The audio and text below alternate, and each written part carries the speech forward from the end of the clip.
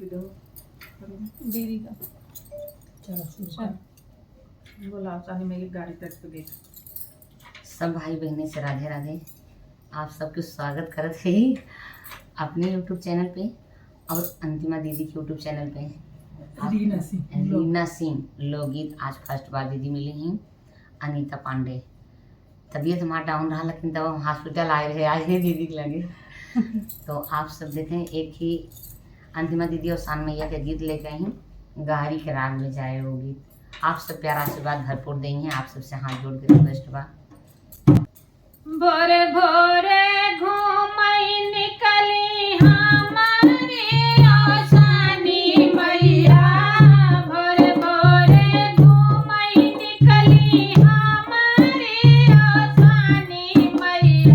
के करे दुआरे डेरा डारी, के करा के भाग्य जागल बा मैया। के करे दुआरे डेरा डारी,